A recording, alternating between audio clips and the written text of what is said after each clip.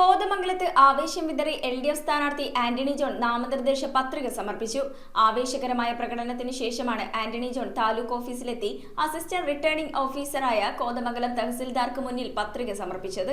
തിരഞ്ഞെടുപ്പ് ചൂടുവരുന്നതിനിടെ ഇടതുപക്ഷ ജനാധിപത്യ മുന്നണി സ്ഥാനാർത്ഥി ആന്റണി ജോൺ നാമനിർദ്ദേശ പത്രിക സമർപ്പിച്ചു. കോതമംഗലം ഗാന്ധി സ്ക്വയറിൽ നിന്നാണ് പ്രവർത്തകരുടെ നേതൃത്വത്തിൽ പ്രകടനം ആരംഭിച്ചത്. നിരവധി LDF പ്രവർത്തകരുടെ സാന്നിധ്യത്തിൽ താലൂക്ക് ഓഫീസിലെത്തിയ ആന്റണി ജോൺ അസിസ്റ്റന്റ് റിട്ടേണിംഗ് ഓഫീസറായ കോതമംഗലം തഹസിൽദാർ M. ഗിരീഷ് കുമാറിന് മുന്നിൽ നാമനിർദ്ദേശ പത്രിക സമർപ്പിച്ചു. മണ്ഡലത്തിലെ വിവിധ നേതാക്കളും പ്രവർത്തകരും പരിപാടിയിൽ പങ്കെടുത്തു. വലിയ വികസന പ്രവർത്തനങ്ങൾ നമുക്കറിയാം. ഒരുപാട് പ്രതിസന്ധികൾ 2018 മുതൽ ഇങ്ങോട്ട് പരിശോധിച്ചാൽ സംസ്ഥാനത്തും നമ്മുടെ കോതമംഗലത്തും ഒക്കെ വലിയ പ്രതിസന്ധിയാണ്. പ്രകൃതി ദുരന്തങ്ങൾ, പകർച്ചവ്യാധികളൊക്കെ ഉണ്ടായിട്ടുണ്ട്.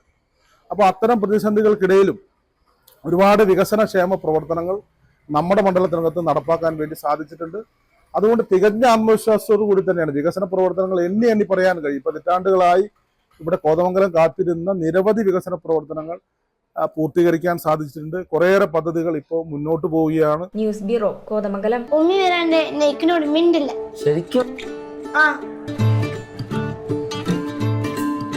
രുചിയോടൊപ്പം ഹൃദയങ്ങൾ ഒന്നാകുന്ന റംസാൻ ദിനങ്ങൾ. The salt restaurant, Panampilly Nagar, Kakkanad and Thoppumpady.